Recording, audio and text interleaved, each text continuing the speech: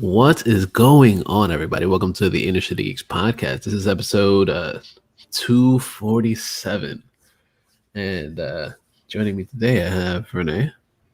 What's up, fellas? And I got Brian. What's up? Hi, how's everybody? Chilling. We're doing good. We're doing good. It's another wonderful week. The week it's finally ending, and we got some good shit coming up this next couple weeks. So exciting. But how you guys been this week? Wow, that was awful. Renee, what's going on, dude? How you been, man? I'm good. It's been a crazy week in Renee world, but I'm pretty good. The week started off really well, and then yesterday I thought I lost the cats, and then I got really pissed off at my neighbors. Yeah. And all I'm gonna say is I don't really want to get into it too much because I'll start ranting and raving. But control your motherfucking kids, all right? Like, please. Because people like me have to deal with that shit, and I don't have kids, so I don't give a fuck. I will punch a 5-year-old. I don't care. I'm like, what the fuck, man? Like, it's and people down here in Florida, man, like they just don't respect anything. So it's like trying to deal with people when you know you're right and they're wrong. It just gets into a conflict. And I was about to, and I flipped out yesterday on my neighbors because they're messing around with the cats, and I guess the mama cat got scared and took the kittens down. And I freaked because I was like, yo, I couldn't find them. And I got them back last night, but like in the afternoon, like I caught the kids coming down and I flipped out on them, and I'm like, yo, like the mom called me and she finally like came out and said something, and I was like, yo, fuck you. Like, I'm yelling at your kids because you won't do it, and they're not supposed to be up there. And it was just a whole big thing. But I was like, I was pissed. Yeah, it's fun. It's fun. Yeah, no, that's about it. I saw. Oh, I got caught up on Creep Show. Nice. It's up to like episode 3. It's really good. Okay. Actually, I really like the first segment on episode 3. It has Breckenmeyer and some other dude, and it's like a space story. Oh, nice.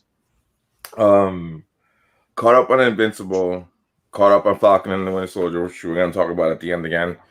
And what was the other thing? Oh, one of the free games for the PS5, PS4, PS5 on PS Plus is Zombie Dead Army 4. And I've been playing that, messing around with that. It's a good game.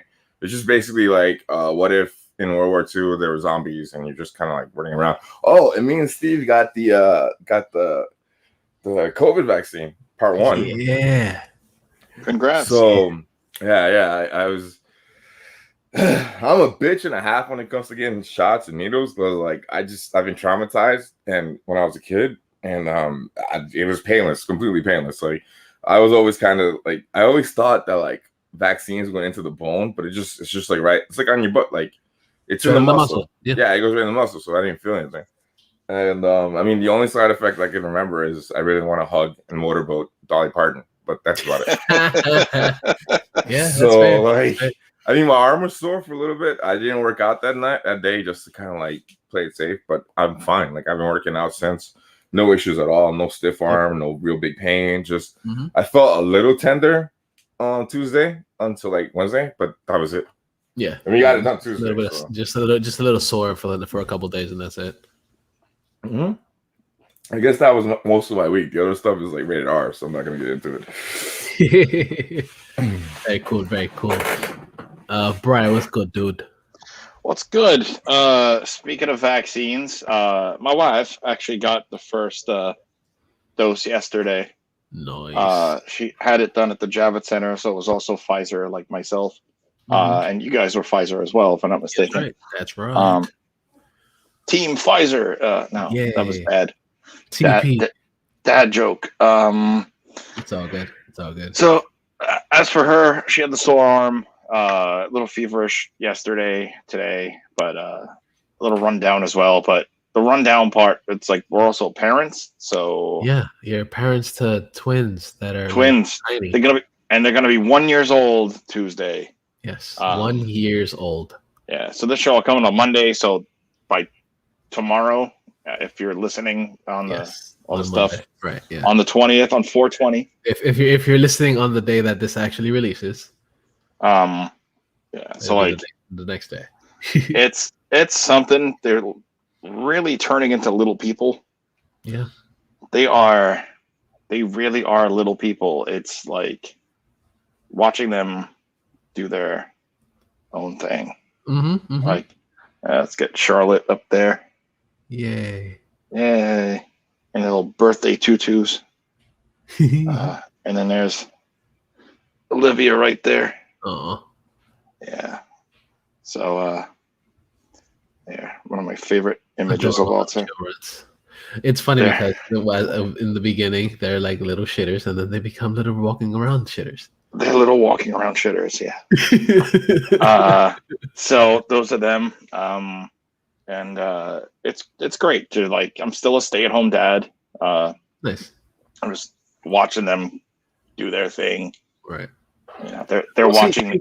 The benefits of what's going on as of late is that you do get the ability to actually do this now. Exactly. Like I'm home again. I watch them and they watch me watch TV. It's great.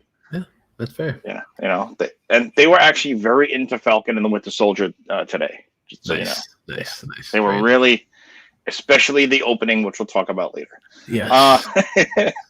But yeah, so they're gonna be one. We're gearing up for the party.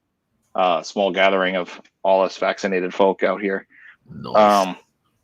And that'll be next week. And then just watching a lot of shit. Okay. Like as I said to you before, I was watching Synchronic. That's the name of the movie with Anthony Mackie. Mm-hmm. I got halfway into it, but I had to pause because life. Of course, yeah. But like, it's fucking weird. I recommend it though. He's like a paramedic, and it's like very creepy. Okay. Yeah. And I immediately expected like Bucky to help him because like I fresh off of Falcon. Mm-hmm. I'm like, oh wait, that's not Sebastian Stan. No, wrong movie. Wrong movie. Yeah. Aside from that, I finished. There's this movie called Ava with Jessica Chastain, Colin Farrell.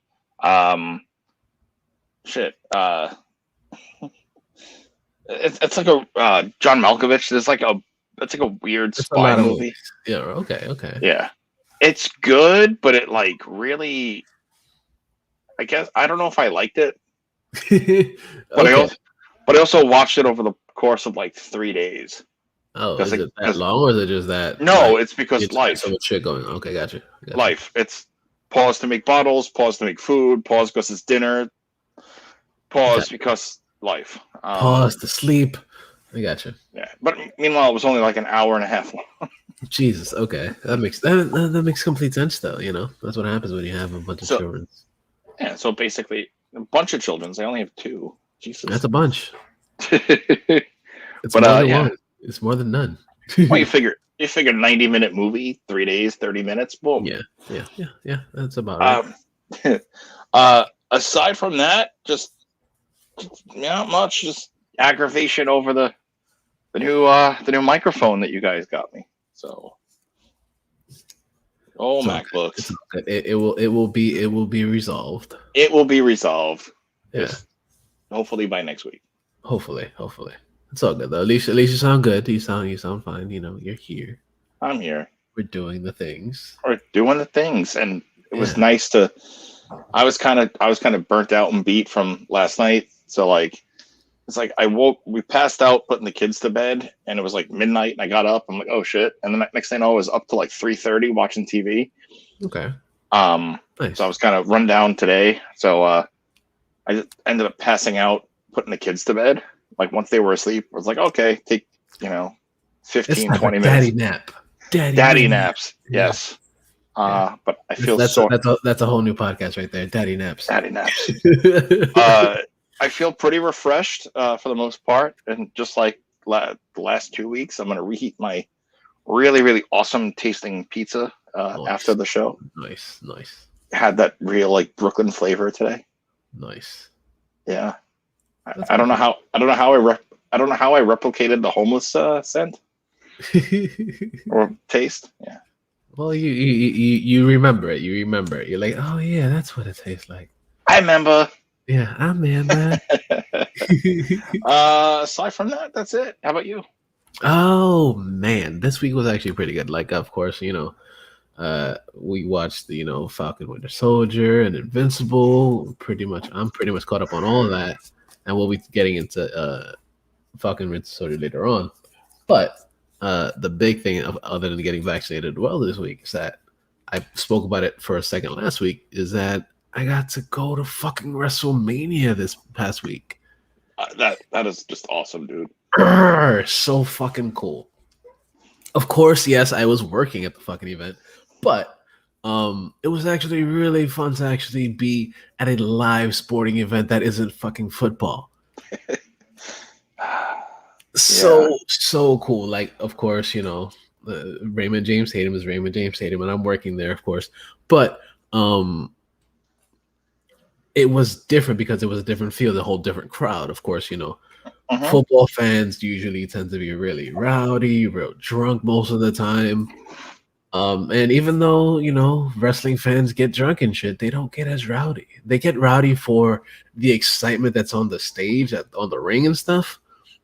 But it doesn't get as crazy and as belligerent as a lot of these football fans get.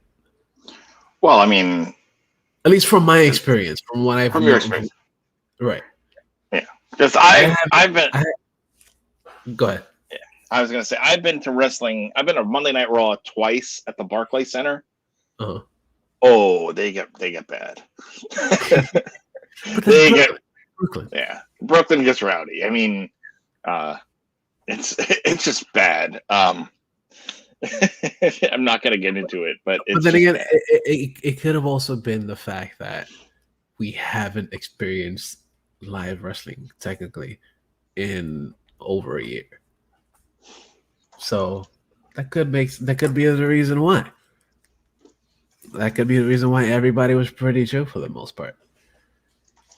And it was fun. It was fun to actually experience the thing that I've known of since I was a kid and got back into. And even though I wasn't a huge fan of it as of late, still getting into it and and doing what I gotta do. It's fucking dope. I fucking loved it. And it was actually a good show too. Yeah, for the most part, it was a good show. And I think night one was a lot better than night two. Yes, absolutely, it was. Like night one had a lot of good matches, and honestly, the highlight match had a lot of sleeper matches. It did, yes. But the highlight match of night one, or actually the highlight match of both nights, was Bianca versus Sasha. That was actually a really good women's championship match, and the fact that it was the main event was actually really good as well. Yeah, it was the first time. It was the first time that you had two black females as the main eventer going for a title defense or whatever. Mm-hmm. That was really good. That was a really good match. Yeah, it was really well choreographed. Yeah. And I do like the fan footage after Bianca won. We see Sasha she's trying not to hide the smile of joy for her friend. Yeah, that was class act. Yeah, absolutely. And I love funny shit is towards the end of the match, Bianca Belair hit her with her braid. Oh, dude, the sound. Dude, you heard it through the stadium. I believe it. Granted, they have mics on the ring and shit, but you hear it clearly. The whip just goes whoosh. I was like, holy shit. And the welt. Yeah. Oh, but Sasha took it like a champ, though. Yeah, she did. She absolutely did take it like a champ. And crazy shit is it got welted, but there was no real bleeding anywhere. It was like she got hit with a fucking a lightsaber. That cut her, and it automatically fucking caught her. Yeah, exactly. It cauterized in 2 seconds and shit. But yeah, that was a really good match. my highlight of the entire fucking WrestleMania in general was actually the Bad Bunny match. The Bad Bunny and fucking who was it? Oh, it was Miz and Morrison. Yeah. This was Damian Priest. Damian Priest. Yeah, I've never heard of fucking Damian Priest. He came up from the roster from NXT at the Rumble. Okay. So he's only like main stage now since like end of January. Okay, so he's recently called up. He's right. He's about as recently called up as Rhea Ripley. Okay. But like by a month. Right. See, but I've heard of Rhea Ripley before. Yeah. She's done a lot of. She was actually in WrestleMania last year too. She was. Yeah. But dude, it was a really good match. Of course, you know, I'm for the most part, I'm assuming it was mostly because, you know, Miz and Morrison are very good. They're good sellers. They know how to fucking sell a match, right? Especially, and they know how to put over people. Yeah. It actually it looks seamless. It was a seamless fucking match, especially for somebody that isn't a wrestler. This is the first celebrity wrestler or celebrity, you know, appearance that was actually really fucking good. He was actually a bit better in the ring than Stephen Amell, like from 4 years ago or whatever it was. Right, and that was yeah. And dude put in work. Yeah, and he especially put in like a lot of work. He took the bumps like a motherfucker. Yeah. And you know, especially like Stephen Amell did like all his own stunts for Arrow, at least the most that he's allowed to do. Right, of course. And like, you know, he did like the American Ninja Warrior thing. Mm-hmm. So he had the skill. Yeah. But like Bad Bunny really fucking impressed me. Like I was shocked how good. I would have thought he like if I didn't know that he was like, you know, a musical performer and artist and blah blah blah and whatnot. you would think that he's just a person that's coming up in the rings. Yeah, like they called him up from NXT and boom, right? Now or not even from NXT. They called him up from the Indies straight up, like yo, like we're gonna give this guy a chance because he actually looks like he could be good. He could be all right. I mean, the fact that he did the high fly move, yeah. That was actually really impressive. Yeah, it was a really impressive match. I was like, holy crap. I enjoyed that a lot. I was like, yes, thank you. Of course, now he has fucking like he won the 24-hour championship before. That's right. 24/7 match or whatever. Of course, he lost it again, but of course that's whatever. But he sells fucking records everywhere. He has fucking Grammys and fucking awards and all this shit. Mm-hmm. So now at this point, he's like, yeah, I'm gonna do something else that isn't necessarily have to do anything with fucking music. I'm gonna go do something that I've wanted to do forever because he is a lifelong wrestling fan. Yeah, and he was like, I'm gonna do it, and he got the chance, and he did fucking good at it, dude. Yeah, that was pretty impressive. Yeah, I was surprised. I was like, yes, good job. Like even though like I saw when he had the match previously or whatever, where he jumped off the top rope or whatever into the quote unquote crowd or whatever, when they were all standing outside. But that was like, okay, it literally looked like shit when he did it. But this actually looked good this time. I was like, okay, I'll take it. I think he was actually being trained by Damian Priest. Right. Yeah. And then some shit came out. I think a couple days before that. Triple H was helping him train as well. Oh, that makes sense. Yeah. So it came out. It came out really good. I was really surprised, and I was like, okay, I'm excited. I'm excited to see what's gonna happen with if he continues, because of course, you know, will he continue? I don't know. Well, I mean, they did kind of have that vignette where Triple H gave him his golden microphone and sent him back on the truck.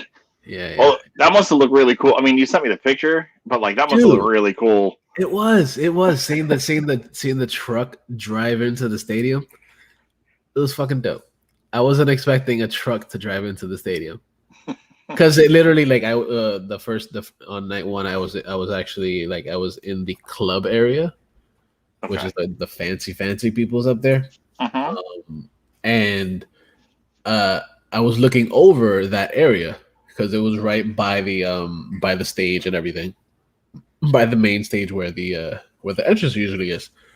So I'm looking down and everybody's like, oh, like the lights start pointing over there. Like you see it on the Titantron, you see it coming up or whatever. You see the the vignette of him driving around on the fucking truck and shit like that. Mhm. And then you're like, oh, are they actually gonna drive it in? And then you actually see it going through the tunnel and pulling up and pulling into the stadium. And then I look over and I see it right underneath me, and I'm like, holy shit, that's fucking cool. It looked really fucking cool to see it just come through the stadium, and I was like, nice. I liked it, so I had to take a picture of it, of course, because why not? Not supposed to be taking pictures and shit during the entire thing, but I go fuck. It's wrestling, and I haven't seen fuck. I've never been to a WrestleMania. I gotta fucking take it, even though I'm taking it all in my brains. It's a memory to keep as well. Oh yeah, it's like, I mean, circa 2011 or 2012 when I met CM Punk at the Best Buy Theater. Right. I was supposed to take a picture, but like I saw him in the back. It was a Newfound Glory show, and I know that's like his favorite band. Of course. And so like I still remember everybody like, "Oh, Brian, is CM Punk here tonight?" I'm like, I don't know. They don't tell me shit. They tell me stand here, do this. Like, okay. Yeah. And so like, I remember like I'm walking around the venue, and eventually he's hanging out in the back, and I see him. I kind of like signal. Mm-hmm. And he's like, "Yeah, is everything all right?" I'm like, "Yeah, I just want to say hi. Like, I'm a fan, man. Like, because he was CM Punk. It was 2011. He was like at the top of his game at that point. He was big time CM Punk. Yeah. So, Super and of course, he was wearing a Fantastic Four T-shirt. Of course, because clobbering time. It's so like I chat. I'm like, "Hey, do you mind if I get a picture?" He's like, "Nah, do it." Like, and that's why I got that pic. Nice. But like, yeah, I mean, granted, yeah, I was off duty at that point, but I still had like the headset on or like the shoulder mic, of course, and whatnot. But like, I didn't give a fuck. yeah. You know, half the people I worked with at that venue took pictures with everybody. One of my close friends who actually now does special effects for TV and film. Nice. Yeah, I mean, going from doing like console security to like blowing shit up. Hey, that's what you gotta. That's what you got. That's why you fucking do a job, so you fucking get money to make fucking other shit. Going from blowing shit up for the military to like now blowing shit up for like movies. Yeah, I mean, dude, my friend is actually credited on the John Wick films for crying out loud. Nice. Nice. But like, I still remember to this day there was a George Lopez concert because basically he was like doing 2 back-to-back shows to practice material, like shuffle. The second show was like shuffle the jokes around, see what works. Right. And then it ended up being like a live show at whatever venue in Cali. That was where he closed it. But like at the end of the show, he's like, "Hey, do you mind if I get a picture?" And it's like, "Hey, selfie." And it's like, we all do shit. Like, we don't care. Right. Yeah. They don't care. It's the same reason why, like, when working in the building security, they were like, "Oh, don't fraternize with tenants." If I didn't fraternize with tenants, I'd never met you and never been part of this team. Right. So exactly. Fuck rules. Yeah. So speaking of meeting people, I actually got to meet some people there too, and I was so fucking. I was like giddy and shit. I was like a little fucking schoolgirl. I didn't fucking take pictures, but like it was fucking cool because of course some of the people actually I've seen them even before I stopped watching WWE shit, and seeing little hints of random shit online and shit like that. I'm like, okay, I know who they are. So I actually got to I met Dolph Ziggler, nice. Who actually didn't have a match, but he was there, which was fucking cool. He was coming out of catering. He was stuffing his face, and I was like, "Yo, dude, I fucking love your brother." And he did because his brother Ryan Nemeth is the Hollywood hunk over at AEW. Right, dude, your brother's awesome over there. And he was like, "Yo, thank you. He's awesome." And he just kept walking away or whatever. I also got to meet Sheamus. He didn't have his spiked up hair. So I was like, okay, I know you. I can see you. I see you with your fucking like handlebar mustache and shit. Is he as white? Is he as like pale white in person? Yeah, he's pale as fuck, dude. It's like, Yeah. like Megan was actually watching it with me. He had like a black T-shirt on, but like his arms are like fucking neon white and shit. It's It's crazy. like Megan was watching it with me, and she's like, "Is he really that white? Oh my god, he really is." Yeah, he really fucking is. Got to meet him. Who else? I got to see the Miz. He had a mask on, but I knew it was him. I was like, yes, this is fucking Miz. I saw Stephanie McMahon. She was riding around in one of those the golf carts going throughout the entire thing. Mm-hmm. I was like, oh, look at Stephanie, and she was waving at everybody and shit. It was cool. It was really cool because everybody was mad chill throughout the entire thing. I was like, yay. I met her once before, actually. I met her at the World, WWF New York. Yeah. She was probably like 23, 24 at the time. Because it was like a bazillion years ago. Yeah. Yeah. And I mean, she was nice. Even just saying WWE, the WWF World is like, geez, that was a long time ago. Right. When Times Square was Times Square. Yeah. Yeah. Oh, I also yeah. I also I got to see Asuka too before she lost her belt. Oh. Yeah. Did she come into the arena wearing all that green makeup? She was actually in there wearing the green makeup because I saw her and she was doing the promo shots and shit inside one of the little rooms that's in there. And I was like, oh shit, it's Asuka right there. I saw her with the green shit, kind of like looking like tears and shit. Mm-hmm. Yeah. It was cool. It was cool seeing all these wrestlers and shit in person. Like, of course, you didn't really get to interact much other than when I interacted with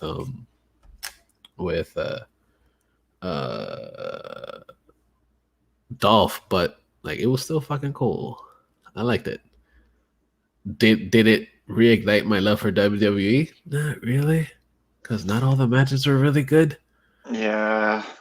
Like, and then the budget cuts. Meanwhile, they had all these payouts and let go of like every wrestler. Yeah, they just got rid of a bunch of people too this week. Oh, one thing that I have to touch on is the fact that I loved that every time Hulk Hogan came out, of course Hulk Hogan was there because he was hosting with Titus O'Neil. He got booed every single time he walked out. Mm-hmm. Fuck, every time he said anything out of his mouth, he got booed. It was fucking fantastic. I was like, yes, these people don't give a fuck about him, and I love it. Yeah. I mean, and honestly, Titus looked very uncomfortable. Yeah. He's like, yeah, I guess this is for a fucking paycheck. I'm just gonna do it, whatever. And especially like, if you watch the Hall of Fame at all, yeah, it's like Titus getting the 2020 humanitarian award, the Warrior Award. Mm-hmm. It's like he's taught. He's like, love everybody despite your differences. But like you could see, he's really fighting to like make his words truth.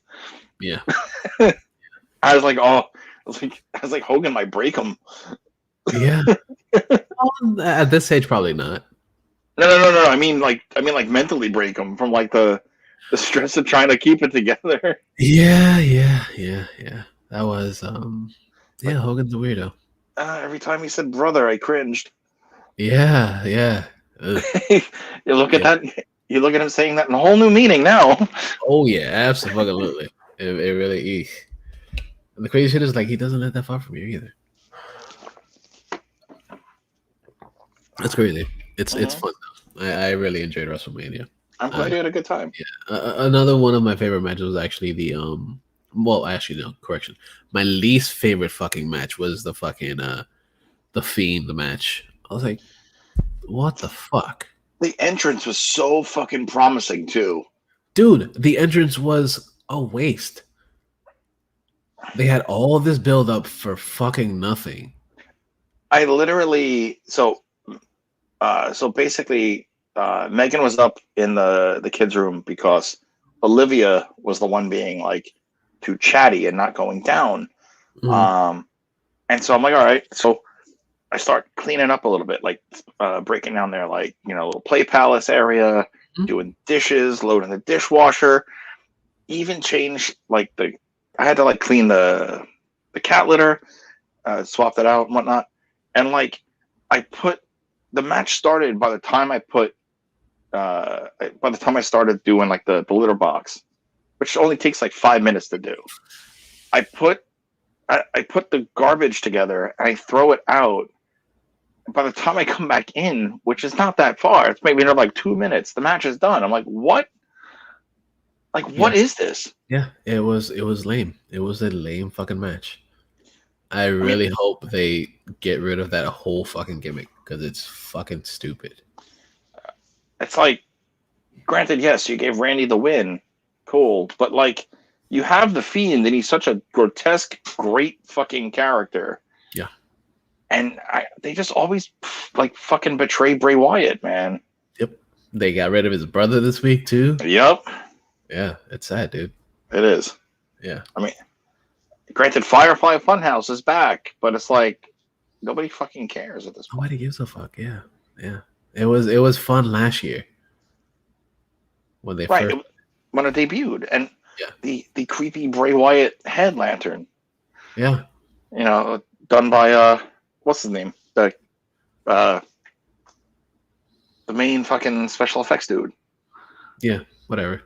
Yeah, but like, did you just waste that fucking match? Mm-hmm. Yeah, that whole match was garbage. Yeah. My second favorite match of the entire thing. Well, probably my third favorite match was actually the Rhea Ripley match. That was actually a really good match. That started out kind of slow, but then like I'm like, okay.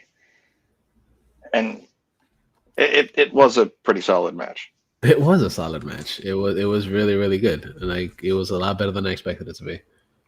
I don't know why her style of dress though is that of a bartender from Park Slope, but okay. Well, you know, she's kind of you know, replicating being, you know, like a metalhead chick that's, you know, at the ring. So it kind of suits. And like her entrance theme sounded like shit, like via TV. Yeah, on TV it sounded like shit, but actually in person it actually sounded really good. Like even that video clip you sent me was kind of like it was there. It sounded a little bit better, but it was like it wasn't what it should have been. Right. Because, you know, of course, you know, a lot of these recordings they do a lot of, you know, studio work and shit, programming to make it sound a little bit better. Right. And then of course I've heard tons of things that, you know, New Year's Day, Ash Costello, who was the singing, she isn't that great of a singer live, but that's neither here nor there. Still fun. It was still a good opening for her because, of course, you know, she's like I guess she's a fan of wrestling as well, so she was like, I wanted to be there for her. And that's cool. I didn't really give a fuck about any real match in the second night either. Other than that triple threat. And that was upsetting because I was expecting more from it. Yeah. I was expecting a better finish. Also expecting a harder hitting match. It was literally like these dudes were laying down almost the entire time. Yeah. Granted, yeah, they get tired. I get it, but it's not fun. Just seeing dudes lay down the ring the entire time. They get paid to sleep. Yeah, like what the fuck, dudes? Yeah, it was like what the fuck. Yeah, I'm good. Yeah, and then the ending, I was like, oh, I thought they were gonna do a title change. No, they didn't do anything. They just kept it with Roman Reigns. Yay. Yeah, whatever. I roll. Yeah, whatever. Yeah, that's. Oh yeah, and while I was there, actually, I got interviewed by a couple dudes, about wrestling, of course, because of course I was actually talking with another person that was actually there talking about wrestling, and the dudes they have a podcast and shit, and they were like, oh, can we interview you and this other guy? I was like, yeah, sure, why not? And then I was like, yo, like I do a podcast too, so might as well do a little bit of crossover, right? Getting interviewed while getting paid. Right, exactly. I got paid to do an interview. No, but it was a quick like 2-3 minute interview or whatever. And then shout out to the Libretti podcast Diary Show. So go follow them, Libretti Podcast Diary Show. You can find them on YouTube's and Stitcher and all the places you get podcasts and shit. Probably iTunes, even though we're not on iTunes, it doesn't matter. But you can probably find them there. But you can find them on Spotify for sure. You can find us because we're there, because we're awesome. Yeah, so go check them out. They're really cool dudes. I had a really fun conversation with them, and after the event, actually, while everybody was leaving, I had a good talk with them too about wrestling and shit too. So pretty cool dudes. Nice. So check out the Libretti Podcast Diary Show. And enough of us geeking out about wrestling, and let's get into some regular geek shit. Yay! So this week we got, of course, some awesome news. We've been excited for fucking Shazam for a while, for Shazam 2. And we got word this week that Lucy Liu, who we've seen in a bunch of things, most famously, one of my favorite roles that she actually was actually in Kill Bill. And seeing that she's gonna be a villain in this is fucking dope. I'm excited to see her in Shazam, in a superhero movie. I want to see what they're gonna do with her, and how they're gonna, flesh out her character and see what she brings to another villainous role. Super excited for it. What do you guys think?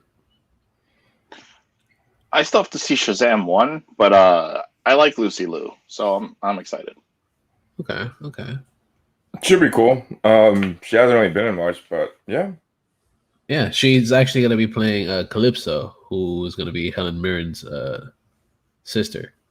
Oh, Hespera. Yeah, Hespera. Yeah. She's going to be playing Calypso. That's going to be pretty cool. I'm excited to see what they're going to do with it. She's 52? Holy shit. Yeah, dude. She's been around for a long time. Damn. Yeah. Asians are like black. They don't crack either. Mm-hmm. Until they're like 85, and then from one day to the next, they just wilt away.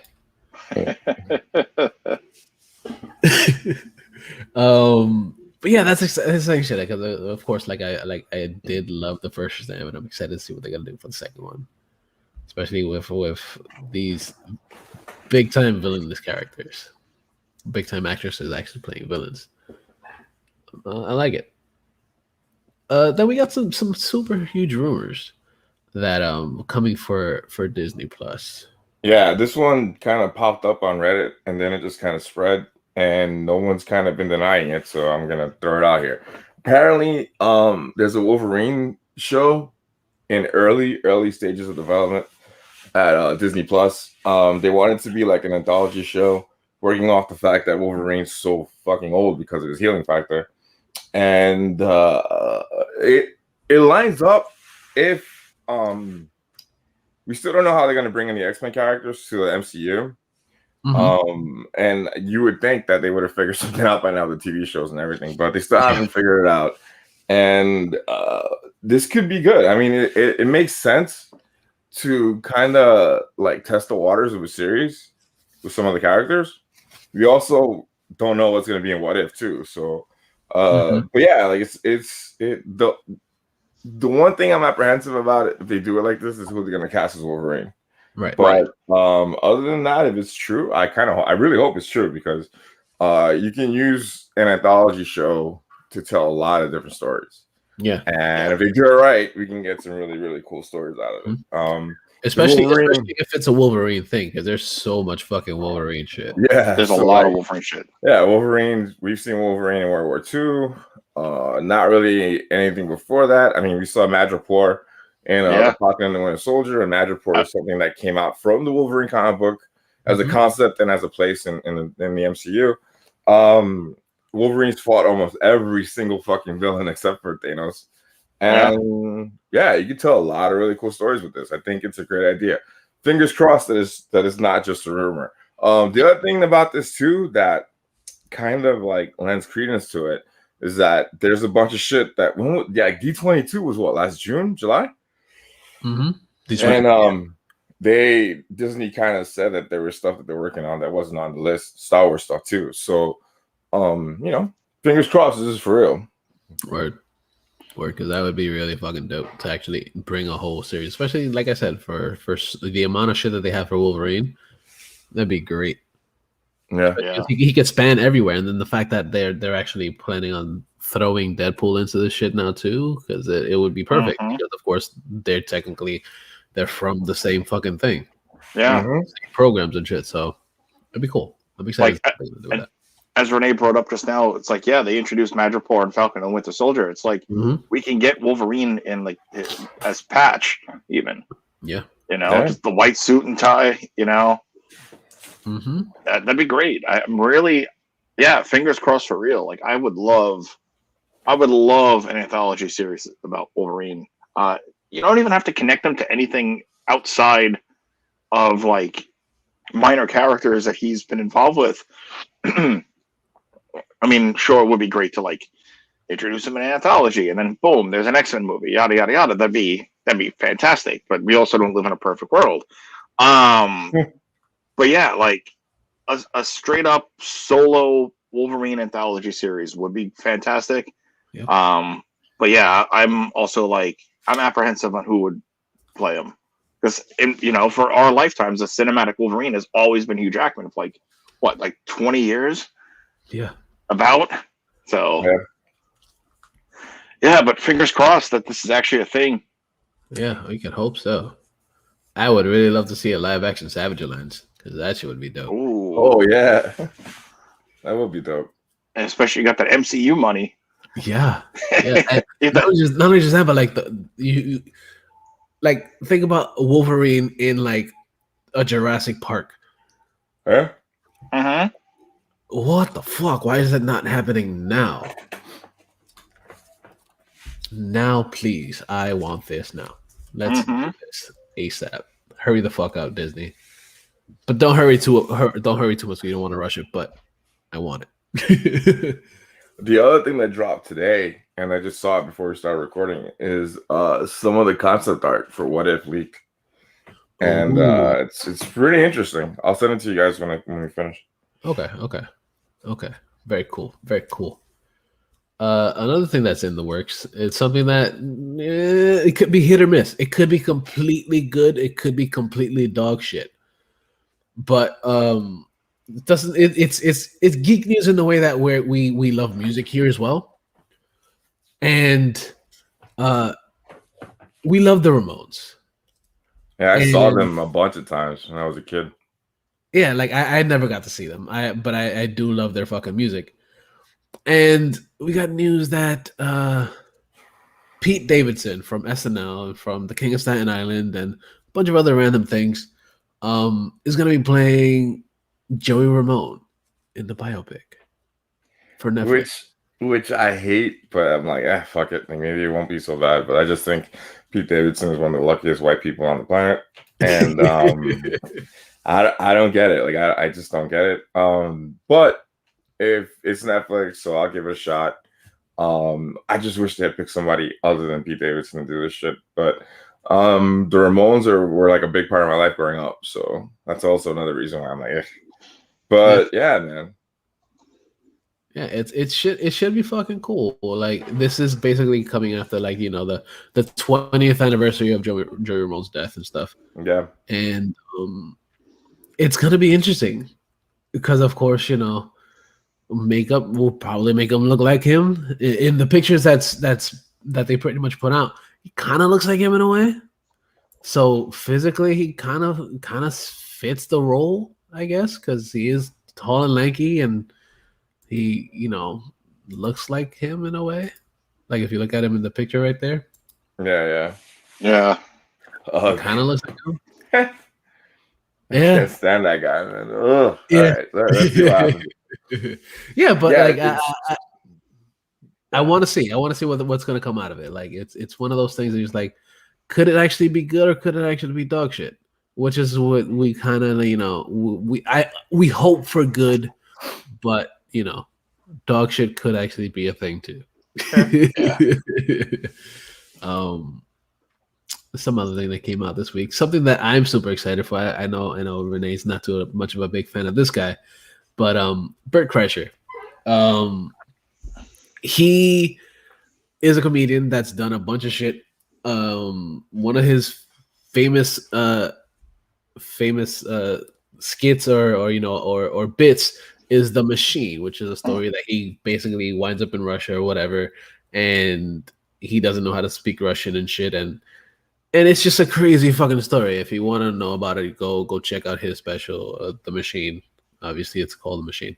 But in this movie or whatever, we have Mark Hamill's gonna be playing his dad. Oh no! And this should be interesting.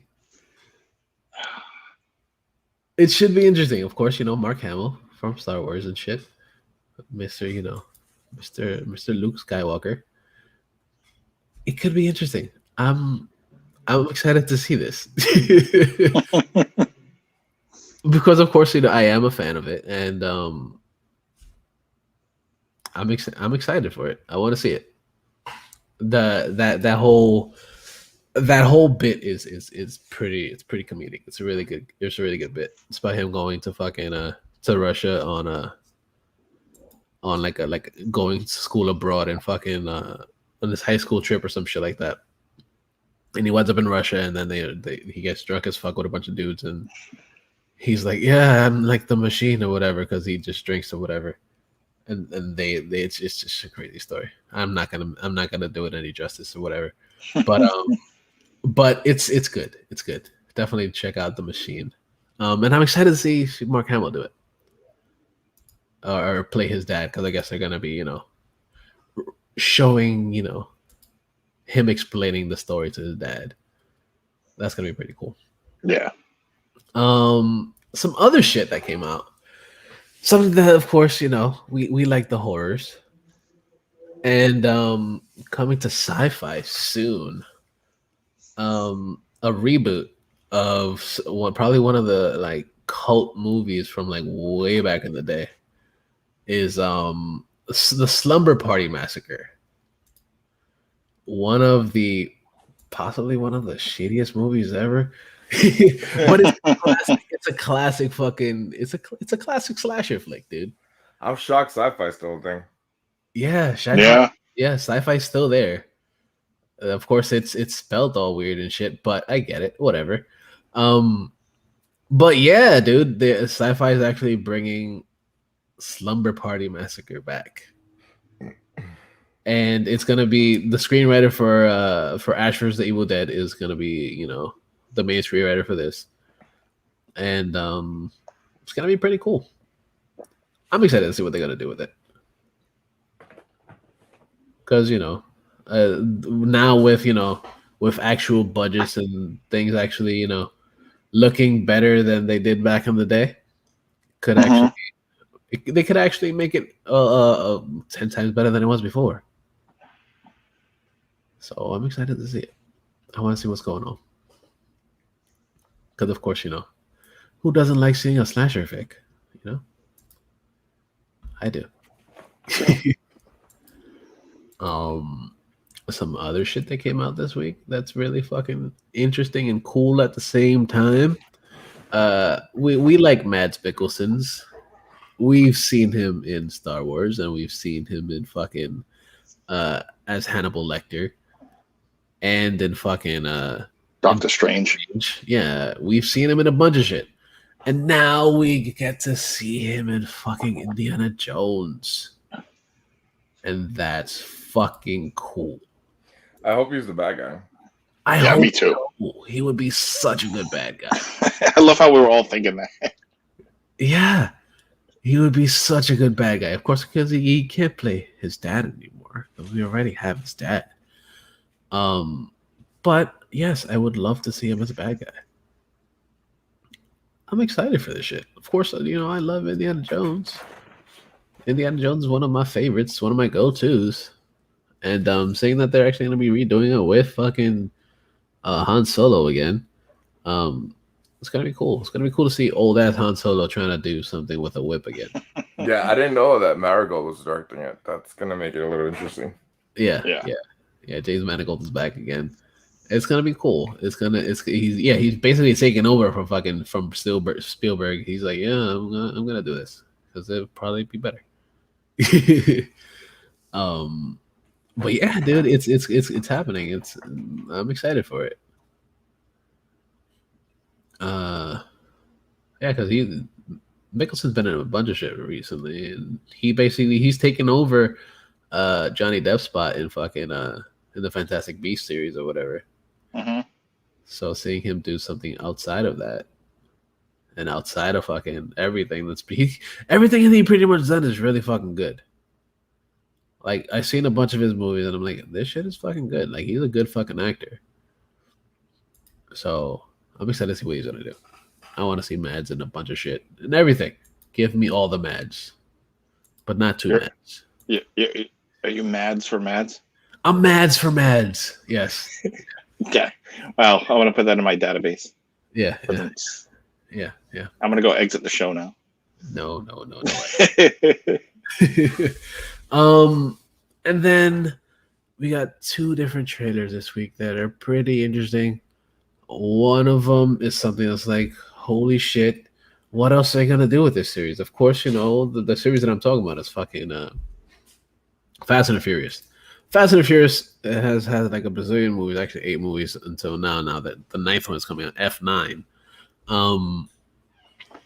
And why are they coming out with another Fast and Furious movie? I don't know, but it's a cash grab because, of course, we're gonna watch it. Am I gonna go to the theaters to watch it? Fuck no. I'll stream it. Oh yeah, of course I'll stream it too. But we're getting another Fast and Furious movie, and they just so over the top and crazier. I'm excited to see this. Like I want to see a truck being flipped because of fucking magnets.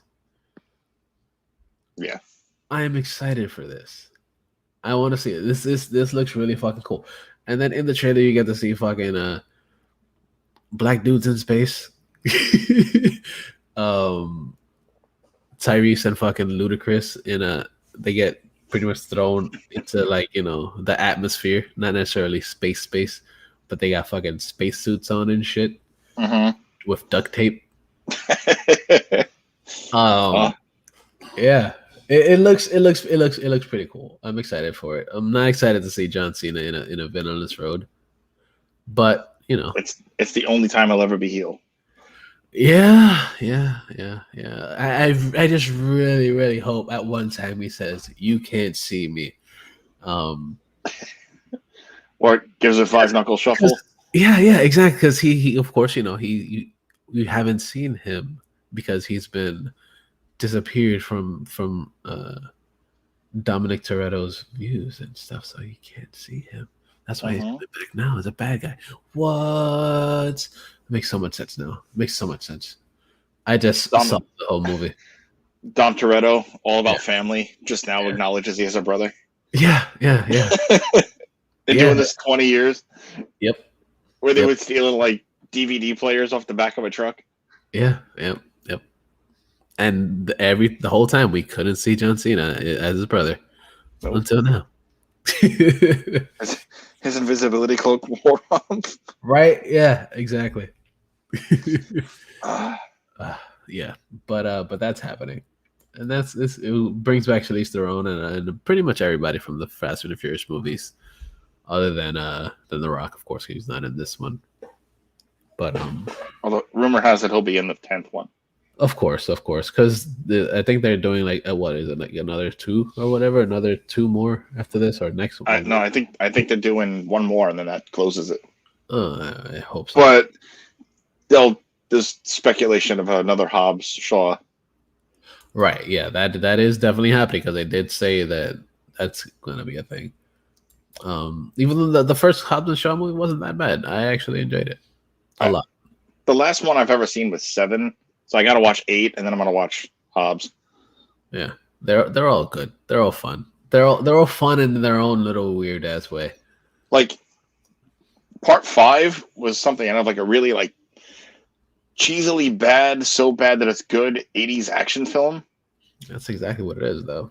And they just kept with it. And I mean, from what I know, in 8, it's like The Rock throws a torpedo. Yeah. Yeah. So Yeah, and then they race a fucking they race a fucking a submarine on ice. on ice. Yes. They race a submarine on ice. Yeah, so it's exciting. It's one of those movies you're just like, what else are they gonna do now? Now apparently they're going to space, but we'll see. Looks fucking cool. I'm excited for it. It's one of those like popcorn flicks you just have to sit down and watch it. Like don't think too much about it. Just sit there. Just shut the fuck up and watch it. Right. That's it. Yeah. That's what I say to people that don't know that are like, oh my god, these movies are so stupid. Yeah, they're stupid. Just shut the fuck up and watch it. Cause it's entertaining. It's fun. It's kind of like watching wrestling. It's entertaining and fun. And then the other trailer that we got this week that was actually pretty fucking cool is a trailer for the Netflix's Resident Evil Infinite Darkness. And that looks pretty fucking dope. I like that it's the voice actors of both Claire and Leon from the remake. Yes. Yes. It is really cool to see that they're actually bringing them back. And we kind of spoke about that on I think it was a couple episodes ago, about both of them coming back for it. Yeah, I remember it was it was a couple of weeks ago. Yeah. But the fact that it's actually happening and it's going to be on Netflix, it's fucking cool. Because I thought it was going to be a live action thing, but I didn't know it was going to be like a CG animated type thing. Because there's also a live action film coming out. Oh, see, there you go. So I wasn't completely wrong. No, with who's playing Birkin? Neil McDonald. Okay. You know, Damien Dark. I got it. He's best as a villain. Yeah, he absolutely is. He is. He's a good ass bad guy. So like that's coming out also, but that's later this year. Okay. Because I know they wrapped. Nice. Or yeah. Later this year or next year. Something like that. It's still plenty of time. Just hope it's good. Time is on their side. Just hope it's good. Yeah. Let's cross our fingers. Yeah, I'm excited for it. And I guess that pretty much wraps up for the Geek Show for this week. We spoke about a lot of shit. We spoke about wrestling a lot, and we spoke about all the new shit that's coming out this week. That's coming out soon, actually. And just after the song, we're gonna be talking about Falcon Winter Soldier, the latest episode, which is the episode before the finale. It's gonna be fucking dope. So if you don't want to hear that, if you haven't watched it yet, just fucking after this song is over, you could just cut out and be like, yo, deuces. But yeah, before we go into the spoilery shits, go to InnerCityGeeks.net. Got a whole bunch of shit there. Follow us on the Facey Space and all the other cool places. Follow us there. Listen to us on Spotify. Share with everybody. Let everybody know where we all at. But I guess at this point it's technically the outro mid song or whatever. But bringing you something that isn't rock again. Last week we had DMX on there, but this week we went with another guy that died a few years ago. Five Dog from Tribe Called Quest, featuring Busta Rhymes and Redman. It's a dope ass fucking song. It's called the Nutshell Part 2, and it's fucking good. Always been a fan of Five Dog, and always been a fan of fucking Method Man and Redman. And I mean Busta Rhymes and fucking Redman. Why did I say Method Man? But it's good shit. I'm excited to see what they're gonna do as far as music from them. Of course, Five passed away a few years ago, and they're finally putting this out now. So we will be right back and enjoy.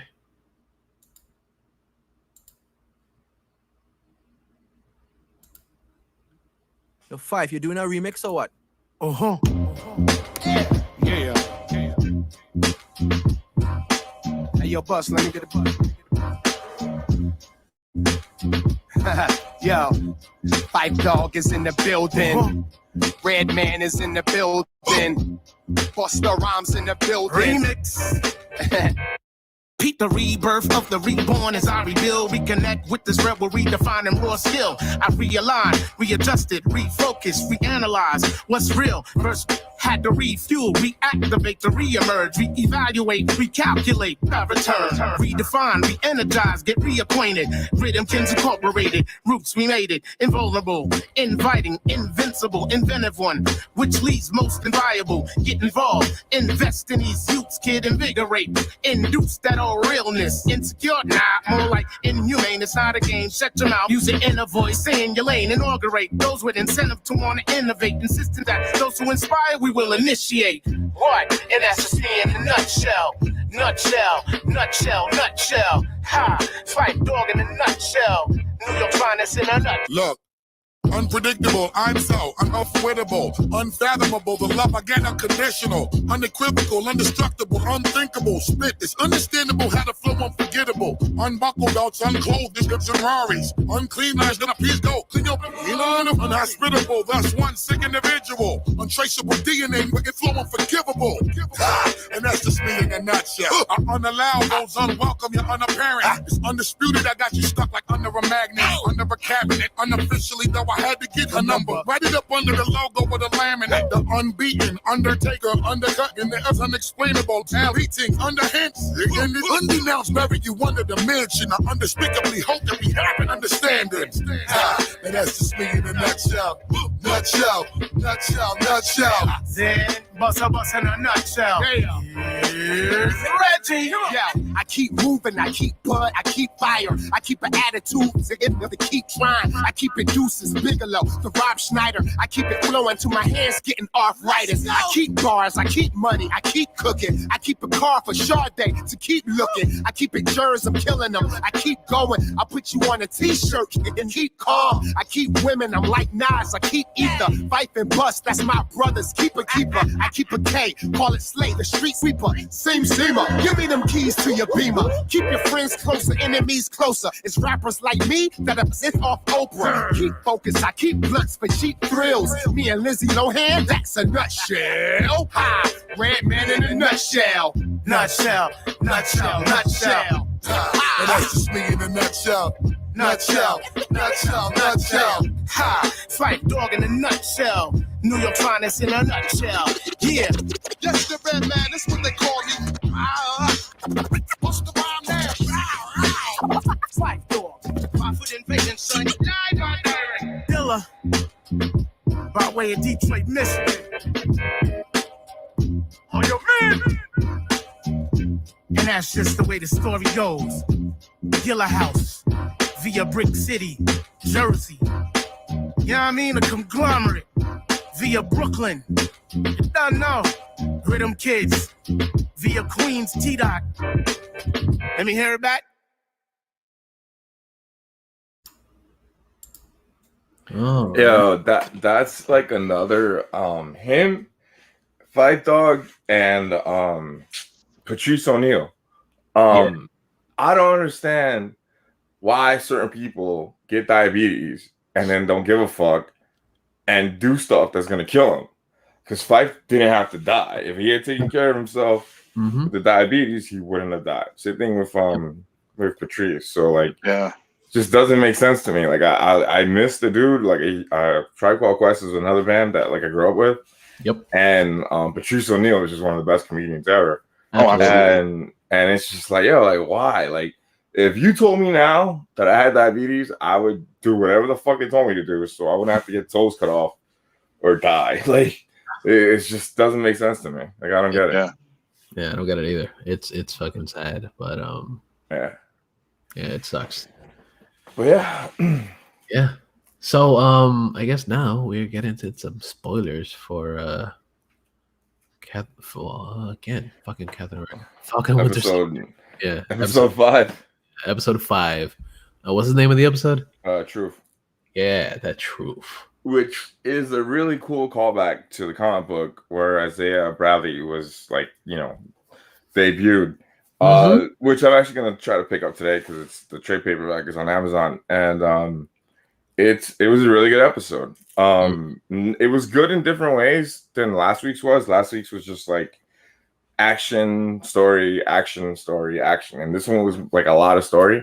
The episode opens with an amazing fight scene between a three-way fight scene between Walker, Bucky, and Falcon. And it's one of the better fights in the show. I think it's one of the better fights in the MCU. Yeah. I wanted them to rip his fucking arm off with their teeth, but they weren't gonna do that. But it was cool. Like when they broke his arm, I was like, "Oh shit!" That's starting again today, and I was like, "Yo, they show his arm snap back," and I was like, "Oof!" Like, ow. Yeah, he's in it. He has his arm in a sling for the rest of the episode, pretty much. Yeah, but that kind of like that's the kind of like a mess up because the super soldier serum is supposed to be like a healing factor involved too. So like that's kind of like a little fuck up. But then again, he just literally took the fucking serum. Right. And not only just that, but one thing that they did say is that this serum isn't like the other super serum in the fact that like they keep him as normal as possible. Okay. Right. So they don't get super bulky. They don't get like they're literally like a regular person just with extra powers, with extra abilities. Okay. Okay. Now, like I. Yeah, go ahead. Fuck! As soon as I start talking, I get gas. I love the fight scene for a couple of reasons. It shows that even though they don't want to admit it, Bucky and Falcon have become a really good team because the way they fought him was like, Bucky fought in his style and Sam fought his style with the wings. Yeah. And even when they knocked him down, it was like, Sam and Bucky hit him at the same time. The choreography on the fight scene was really good. I have to give it up for Wyatt Russell because like he's really like good as a bad guy. He really is. Yeah, when he's like screaming like I'm Captain America and he ripped the wings off, I was like, oh shit! It was a really really cool fight scene, really well done.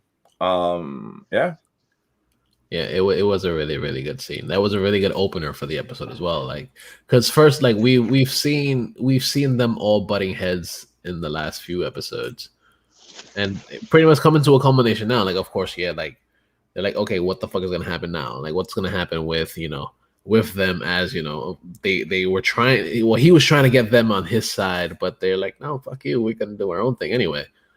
And now it's pretty much like, yeah, we need to fucking neutralize you because you're a fuck up. You did some shit that you weren't supposed to be doing, and it's pretty much everywhere now. Now everybody knows what the fuck you're doing. Everybody knows how much of a fuck up you are. So like, they had to do it, and it made sense the way it did it, and it was fucking dope. It was a really good fight. I really like the way they did it too. Like they just picked up right where the last episode ends. Yeah. And it just keeps flowing the story. It was really good. Really well done opening. Really, really well done. The other thing that I keep thinking about when watching the show now is how much is the serum affecting them mentally? Because in this episode, you see Carly kind of like, go over the edge, and Walker already went over the edge. So I'm wondering if like, Carly's is as crazy as Walker is because they're both kind of like two sides of the same coin. Right. But you also got to think about it. This is that like until last episode, she didn't kill anybody. True. Well, nah, she blew up those people in the building. Yeah, but like with her hands, her own hands. Yeah, you're right. Yeah, she didn't kill anyone until she punched Lamar, Battlestar. Yeah. So that's one of those things you're just like, okay, when you're physically killing somebody and not like blowing somebody up, of course, it's a different feeling, I guess. I don't know because I've never done that. but I guess that's kind of that kind of puts it in perspective in a way because it's like, oh shit, like she's actually doing something that's she's not supposed to be doing, of course, and they're both fucked up individuals in a way that they're just like, yeah, we're just gonna do whatever the fuck it takes to do whatever we want to come out of it or whatever. Yeah, and the other thing that I was thinking about when I was watching it, this morning was the whole Spider-Man thing about with great power comes great responsibility. And it's always been a big thing in Marvel, how like all the heroes kind of have to like be extra and do certain things and sacrifice certain things in their lives. And the fact that these guys don't get it and like Sam and Bucky do says a lot about like what's going on in their world in that part of the MCU. Like it's a really interesting dynamic that I kind of picked up this time. And like Sam, through his journey in the episode, like he totally understands what that means. And it was a really well done, like slow episode, for lack of a better word. It was a really good story-wise episode. Do you think that they understand the whole responsibility thing, being that they've been in heroic things since like years? I mean, they as had compared to, you know, Winter this dude fucking Captain Chin or whatever. Walker. Seeing him, he's technically he's been in front lines and stuff like that. He's seen war, but he hasn't really had kind of like real heroic moments in a way. Well, we haven't seen the heroic moments that he talks about in his military career, but it's a different kind of. I guess it's like the same, but like when you have superpowers that could fucking make you into a god, like Zemo said in the last episode, like you really have to kind of like be aware of that and just not abuse that. And Walker was just not ready mentally or physically to take the super soldier serum. Yeah. And then right after that, we see Bucky, Sam, and Torres kind of like regrouping and talking about stuff. And Bucky goes off to go after Zemo, and Sam picks up the shield, and he's like, his wings are destroyed, so he's like, "Fuck it, I'm gonna go home." And Bucky just dips. Then the next scene is when they catch Zemo, right? Yep. Yeah. So we cut to Zemo and Sokovia at the memorial that he was talking about a couple of episodes ago, and like he's just there, and then Bucky shows up, and I was really surprised at what happened in that scene. Yeah, the when he pulls out a gun and he puts it to his face, I'm like, oh, what's gonna happen? He's actually gonna shoot him? And then that's not gonna happen. And me being the gun nerd, I know a gun you have, but like it was a really cool scene. Like it totally took me by surprise that like the Dora showed up and they come to get him, and it was just really cool, like to see that callback to Civil War. At the end of Civil War, because that's kind of like what Black Panther did to him when they arrested him. Yeah, right. I hate him in a way. Yeah. It was cool, man. Like I was like on the fence about whether or not he was gonna kill him or not, and he didn't. So, like, yeah, I really thought he was gonna kill him too, and then I'm like, wait, don't like. Bucky had this like redemption arc, sort, like he's learning how to be again and not, be with the soldier. And like when he pulled the trigger, I mean, I edge on my seat, like, and then you hear the click, and then you just watch him as he like, that was also really well done too. Just the filming of like his hand and then like the bullets just hitting the ground. Yeah. That was done really nice. But yeah, it's really like, I really want them to do more with Daniel Bruhl. Like I love him as Emo. So I hope that by the end of the series, I mean, who knows if he'll be any part of episode 6, but I really hope that they continue on with him. The rumor is that he might be part of Thunderbolts when they do Thunderbolts. The Dora Melange made it. They make a really big point of saying they're taking him to the raft. So who knows? Who knows what's gonna happen to him next?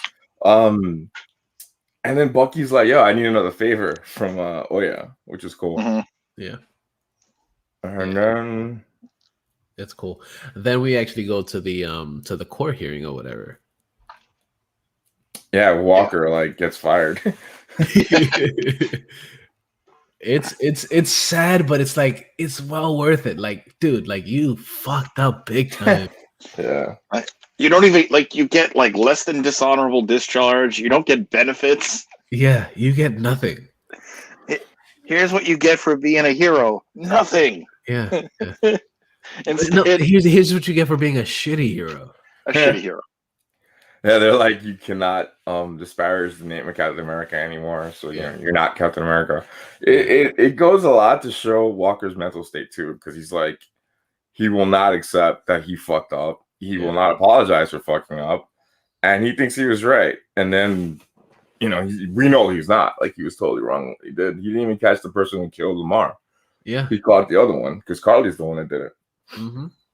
And then he's like, and then he gets upset because he's like, "Oh, you guys made me." Like, technically, they made him they gave him the shield, but they didn't make him into the homicidal maniac that he became. Yeah, like they didn't order him to be a dickweed. They told him to be a hero.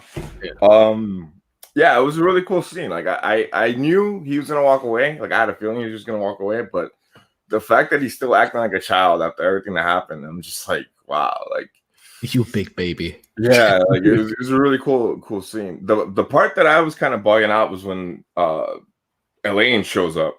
Yes. Apparently she's supposed to be in Black Widow. That's what I heard. Her cameo was supposed to be in Black Widow, so that's kind of why like it didn't make any sense.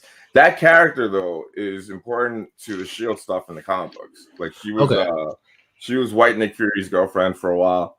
And okay. She's like part of Shield, but she's also part of Hydra. So who knows what's gonna happen with that shit? She just came out of nowhere. She's a behind the scenes player. She's someone who recruits for Shield. Like I said, if they do the Thunderbolts, they might use her to be the person that recruits them. Who knows? The rumors I saw said that Ross might be in this, which is what's his name, General Ross, who creates Thunderbolts. Thunderbolts, some other shit. Some other shit. So let's see what happens. I was looking at the cast for Black Widow, and he's in the cast for Black Widow. So let's see what happens. And she could also actually be in that. They are doing MODOK. She could be part of fucking Sword. Oh yeah.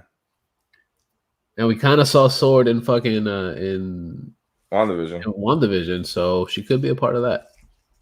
They didn't really explain where she is or where she's from, but could be there too. Then we get to see this dude apologizing for apologizing to the family of Battlestar. Yeah, it was a sad part of the episode. It was, because they're like, "Oh yeah, did you actually take this person out that did this?" And they're like, "Yeah." I'm like, "No, you didn't, you asshole." Yeah, he's like lying to them. Like, I don't know. Like, in the comics, he's really different, so I can't really use that as a like to compare him to. But like, he really is fucking stupid. Like, the way he goes about it, and like the fact that he still kind of wants to take responsibility for certain things, but doesn't for other stuff. Is just like, okay. And again, like, I would really like to see like how much of the stupidity and the meatheadedness is from the serum, and how much is him. Because like in here in the show, we haven't seen anything about him. Like, in the comic books, he was the only Flag Smasher, and he had superpowers already, and some other shit happened. Yeah, so I'm kind of excited to see where his whole arc concludes, pretty much, because it's got to end soon somehow. Like I don't think they're gonna kill him off, but I think something big's gonna happen next week. Definitely they're gonna fight, but like I don't think they're gonna kill him off. I don't think so either. I think I think Wyatt Russell is a fantastic villain, as we said earlier, but I think they're gonna just go with some sort of US agent story arc for a future something down the line. For sure. Like, man, that opening fight scene, I remember I put it on, I immediately text Steve, I was like, that fight scene. Mm-hmm. It was very reminiscent to that fight scene between Bucky with Cap against Tony Stark in Civil War. It was kind of like it was really like an all-out just brawl, and oh man, like that was just so well done. Another thing, very well choreographed. And Yeah. Oh man, I'm just chills thinking about how good that was. Yeah. Yeah. And This has then honestly been a really good series. yeah, it's been Yeah. good so far. I like it so far. I can't wait for Loki now. Yeah, Yeah. exactly. Oh, And then they go back to the really, really super slow part of the episode where they go back to Baltimore. right. See, I like this part a lot because I I like it too. remember I remember the comic book. Yeah, like, I remember the comic book, and like the story he tells Sam is pretty much what happens in the comic book. Like the comic book ends with him being actually the comic book ends in the comic book truth. They had 300 black soldiers that they experimented on, and Isaiah was the only one to survive the entire ordeal. And that fucks with you, man. And then like hearing Isaiah tell the story and what he says about like, you know, if you ain't bitter, you're blind. You got the white man's shield and all that stuff. Like you can see the bitterness in him, and he's got every reason to feel that way. And that's something that again I never thought Disney or Marvel would touch in a live action show, because that comic book was really controversial. It came out in 2003, and it's a really good comic book. It's a really good story. The art might not be for everyone, but it's a really good comic book. The other thing that he mentions is the Red Tails. Those were the Tuskegee Airmen who were the first squadron of black pilots in World War II at a time when, like you said, like they were out there saving white boys in planes. And when they came back to the United States, they were still having to deal with the racism and the Klan and all the other bullshit. And then like 10 years later, the Tuskegee experiments with syphilis and some other stuff happened, which is where they got the inspiration and the idea to do truth. And it makes so much sense. Like they wouldn't experiment on white people back then. They would experiment on anyone but white people back then. They did it to the Japanese that were interned. They did it to some of the black soldiers at Tuskegee, and they did it to some of the prisoners of war. And it's I know this stuff because I know history and I love history, but like a lot of people don't.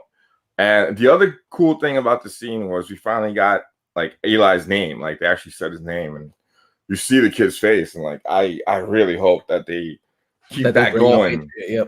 And they bring him into like Patriot as in the Young Avengers, because if I remember correctly, that they said that was part of like what's going to happen like further down the line. But yeah, it was heartbreaking like watching him talk about his experience. Yeah, it was. And that act is really good. And then it's like I felt so bad. I was like, wow, like And again, I never thought Marvel would have the balls to put that shit on TV, especially now of all time. Like another kid got shot by the cops in Chicago, and that's a whole other thing too. Like I hate Chicago police; they're the worst. And Chicago police were the first police to tell me to my face, outside of the Bronx, that being a cop wasn't their job, and I just flipped the fuck out. I was like, "Yo, go be a bartender, go fucking be a security guard. Do not be a cop." But that's a whole other rant. And I love the whole thing at the end when he's like, they will never let a black man be Captain America. And I was just like, wow, that shit was rough. That was rough indeed. Yeah, that was hard right there. Like I especially didn't expect them to do that in a Disney-fied Marvel. Yeah. Especially when for those that know the comics, you see it actually happen in the comics. And then you're like, wait, are they actually going to do that in live action? Because, of course, you know, like we've been saying, like, yeah, it is a Disney type thing. Like, would they actually do that? Because, secondly, they don't really have any real black superheroes other than, you know, T'Challa and stuff. But would they really bring another one in? Right. The other thing that I caught in the episode, and it happened a few times during the fight, the shield changes hands more than once during the first fight scene. Oh yeah, and you could see like Bucky thinking about it, and then he's just like, you know, this doesn't belong to me; it belongs to Sam. And I thought that was pretty cool too. Like they all kind of like grab the shield at a certain time, and even Sam, when he picks up the shield, he's like trying to rub the blood off because of what it means to him. And I just love this episode. I really like this episode a lot. Not as much as I did last week's. Last week's was really good, but this episode like hit me in the feels, and I was just like. I've been very like anti-representation for certain things, but like when it comes to this and Captain America and what he means to this country and to the people that love the character, black or white, Captain America is a huge deal. And I just thought that they did really good with representing that here. And especially when Sam goes to talk to Isaiah, I thought that was so well done. And I was surprised, like so shocked that they would actually go there. Yeah. Yeah, that was really good. And I think they gave us more of like a sort of like a lighter hearted episode, even though there was still some dark moments, of course, but like, because they wanted us to be like, okay, you could breathe after this, like, you know, Captain America straight up like murdering somebody, Right. you know. Yeah, and then what happened after that? We got to see pretty much Sam going around and trying to fix his sister's boat, because of course his sister's boat is one of those, their family boat is pretty much one thing that that's all they have left pretty much of the family. Right. And that was like the lightheartedness of the episode. Right. And that was cool because you get to see them actually trying to build things and actually trying to restore the legacy or whatever was left there. Mm-hmm. Yeah, that was pretty cool. And then you see fucking Bucky kind of flirting with his sister. That was great. Yeah. Sister's hot, dude. Like, yeah, she is. It was cool. It was cool to see oh, that's Bucky trying to get it in with a young ass chick. He's like 100. He's like 110. He said 120. Yeah, something like that. Yeah. But yeah, like what I'm blanking on what happened next. Like they do the boat, they do the montage. Right. But before the montage, we actually see what's her face? What's her face? Fucking Sharon Carter.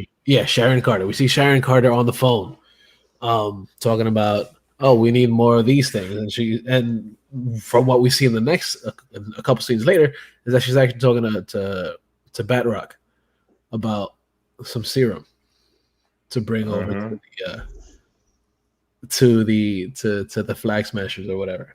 Yeah, which pretty much confirms that she's the power broker. Yeah. Yeah. It's crazy. Like if you're just watching it and not reading the subtitles or don't have subtitles on, you don't know that she's on the phone with Batroc. Yeah. Because you hear the person on the phone when you're just watching it, but when you actually have the subtitles on, you see like, oh yeah, Batroc is talking back to her. Mm-hmm. So I was like, okay, and then you see him bringing the serum to what's her face, Carly. Yeah, to Curly. And they're in fucking New York, man. Marvel, come on, don't fuck up New York again. Like they're in New York, so yeah. I was just like, wow. Yeah, I was kind of hoping they would bring somebody else to be the power broker, but it makes sense that it's her because she's bitter. She's bitter. Yeah, between what happened to her with like at the aftermath of Civil War, plus the blip and all this other shit, like it makes sense that it's her. Yeah. Mm-hmm. Yeah, she was one of S.H.I.E.L.D.'s best. Like she was literally one of S.H.I.E.L.D.'s best, trained by Nick Fury. So yeah, it does make sense that she's a power broker. I just wish it wasn't her. Like I think she's better as a good guy, but she's been a bad guy and good guy in the comic books. So right. Well, she could still be that. Like she could still be, because in the beginning of the episodes, she was kind of a good guy, but we didn't really see her intentions as is then. Yeah. But it makes sense though, because like she didn't go in with them to go talk to the scientist dude. Right. She told them what to do and what not to do. She told them that she was at the bar that they went to. All this other shit, and like I just didn't want it to be her. I just kind of like hoping it wouldn't be her. But yeah, it looks like it's her. But she's definitely a bad guy in this because she gave Batroc to Carly, like, yo, here you go, and go fuck up New York. Yeah. Go destroy. Yeah. And then we pretty much we get the culmination of the episode when Carly is like, yo, like we gotta take care of what we gotta take care of, because they're gonna pretty much relocate everybody, and we don't want that to happen because they're going through the whole act or whatever in the United Nations or whatever, and they're just like, yo, like we can't let this happen. Yeah. And we're all in this now. So people that weren't fighting before, we're all gonna be fighting now. And that's gonna be pretty cool. It's gonna be pretty cool. I was like, oh, I gotta be New York. But it was a really cool way to end the episode because Sam figures out because the tourist tells him, he's like, "Yo, like she's in New York now. She's not in Europe anymore." Mhm. And then I, like, me being me, I was like, "How the fuck did they get to New York if the entire planet's coming after them?" But I was like, whatever. Like, There are ways around it. There are ways around it. You just gotta cover up. You know, you wear your hats down. You wear glasses. Nobody sees you. I guess. How do you think celebrities do it all the time? True. Right? True. Well, maybe they did the whole Captain America disguise with just like a baseball cap on a jacket. Right, exactly. The incognito. Uh-huh. Yeah, right. Meanwhile, you look suspicious. Yeah. One of my favorite moments was when Bucky and Sam were having their talk while throwing the shield. Yeah. And then Bucky apologized for chastising him about giving it away, and then telling him like, you know, that he's like the closest thing to a family that he has. Mm-hmm. And that was like, it was just a really beautiful scene. Yeah, it was. And then of course, you know, they're not friends; they're co-workers, because they have to still play it up. They still got to be dicks to each other in a way. And then outside of that, just that whole training montage was done really nicely. Yeah. You know, he didn't automatically know how to catch the shield. Like, he was afraid of it. Right. And they showed he him went through the same type of training that Walker went through, because Walker did the same type of fucking training, throw fucking the shield against all the trees, and having it bounce back at you and stuff. But I think they should have had, like, when he was running and like his nephew was on the side, he should have said on your left. Yeah. I think that would have been funny. They kind of a missed opportunity. Absolutely, definitely a missed opportunity. But yeah, it was seriously a very well done episode. I mean, they've all been well done episodes, but like, why is it only 6 episodes? Damn it! Yeah. Yeah. But, yeah, and then we didn't get to the point where, and the post credit scene. Yes. There's only one, right? Yeah, there's only one post. Only one. Okay. And that's when we see Walker putting together a new shield. Yeah. It looks like the U.S. agent shield, black, red, and white. Right. Yeah. Wow. It looks fucking cool. I'm excited to see what they're fucking gonna do with this. I like and with that, I like the homage of the sound of the steel being banged out. Yeah, kind of like the Iron Man thing. Yeah. Yeah, the Iron Man, yeah. What I thought was really cool is that he took the Medal of Honor off of the ribbon and welded it to. I was like, oh shit. Yeah. I mean, that's one thing that they actually got really, really right here, and it's something that's in the comic book too, with the U.S. agent storyline and with the character. Like, he still thinks he's right. Like, he doesn't think he did anything wrong. He still thinks he's worthy to carry a shield, and that's why he makes his own. Yep. Which is like, when it comes down to certain things, like I said a couple episodes ago, giving that shield to somebody with PTSD is really not a good idea. No, it's not the best idea at all. Oh. But yeah, man, I thought it was a really good episode, really well done. The post credit scene kind of caught me off guard. But yeah, man, really, really good episode as usual. Mm-hmm. What did you guys think of the episode overall? I loved it. Overall, solid. Okay. Yeah. Of course, it's different than the other 4 episodes, but it fits. It fits because it builds a lot of the story that we're kind of asking questions of before, like what's going to be coming out, what's going to happen, where does everybody land at this point, and where everybody is, because technically it's been a few weeks since the last episode. It's not directly after the last. It's just a couple weeks or whatever. Because of course, because the fight scene is like right after they catch him, and then it's like they have to deal with the repercussions. They have to go back to the States. They have to be like, told certain things and be briefed and all that other shit. And then that's when he's like, "I'm coming home." Mm-hmm. Yeah. Yeah. So it's cool to see the repercussions of that, and then see how everything pans out afterwards. What do you think was the what's in the box? Like the whole what's in the box thing like 7. I was like, is it wings? Black Panther suit? Like, what the fuck?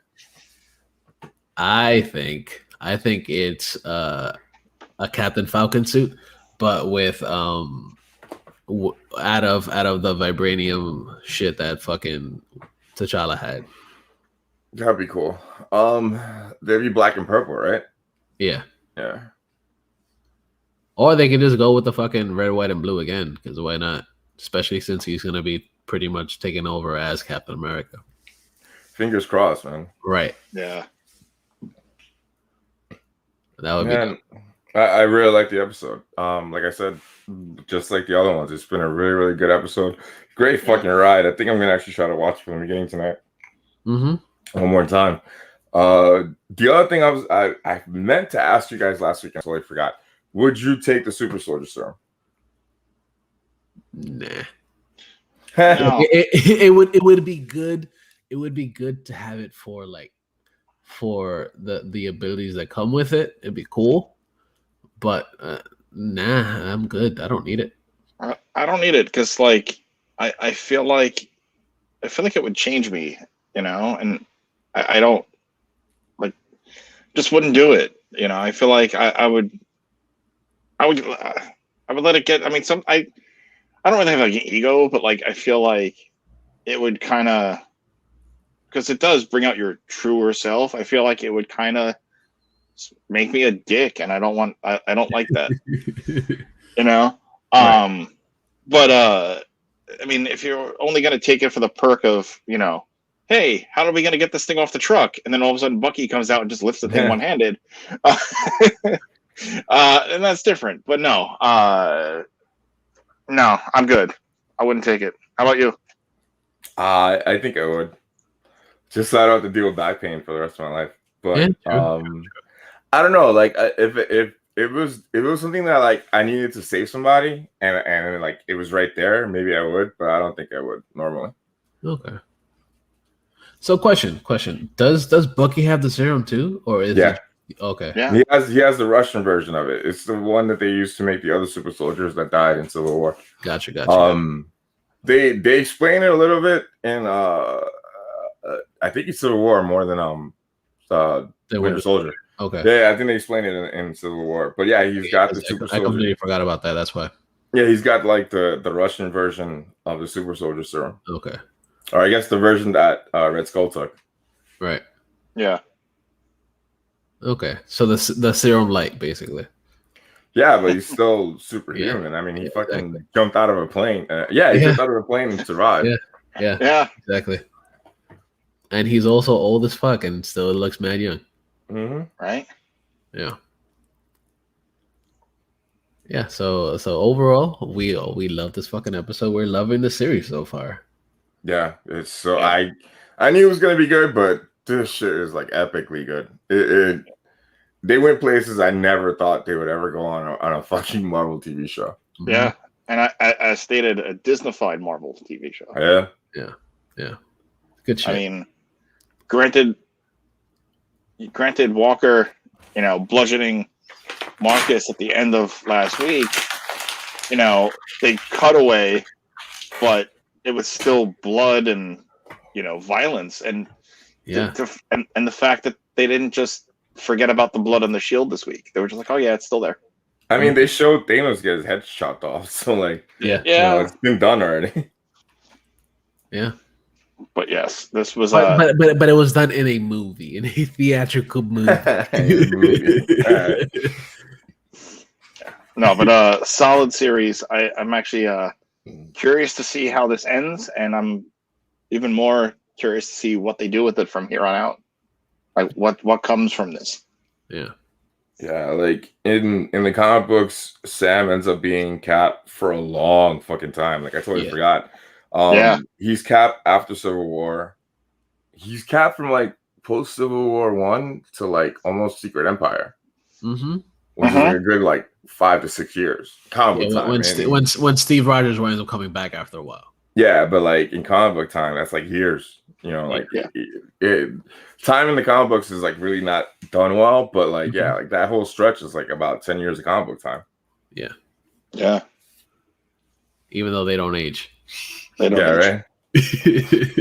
But no, I really hope that he's Captain America for like the foreseeable future because there's only one Steve Rogers and Sam. I think Sam can do a really good job as Captain America. He understands the importance. He understands the importance of the role, and he understands that like he's gonna be like the one that they look up to.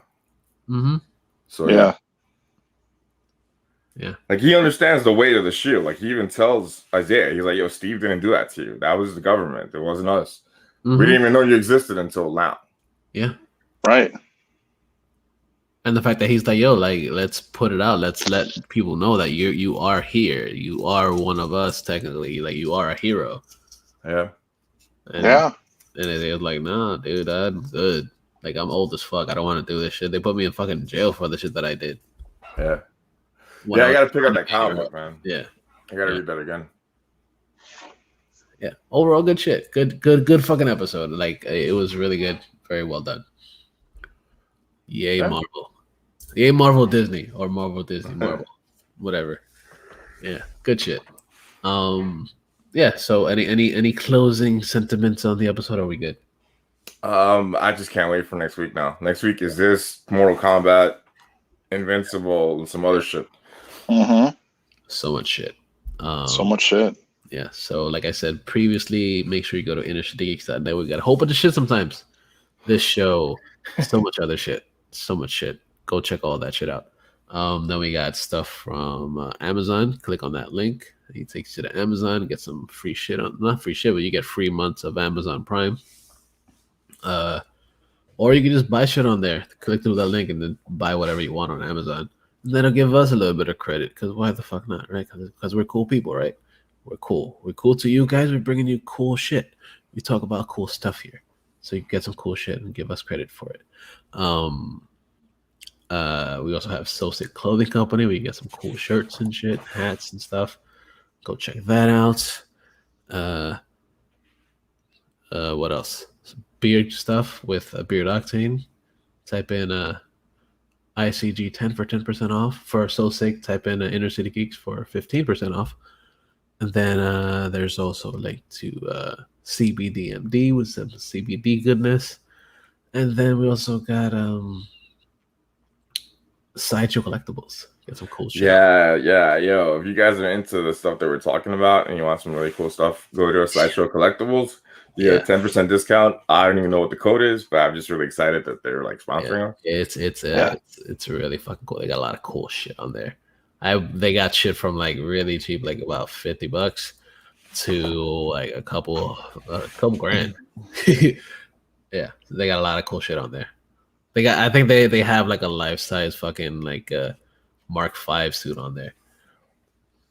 I don't think you get into it, but it's like a life size one.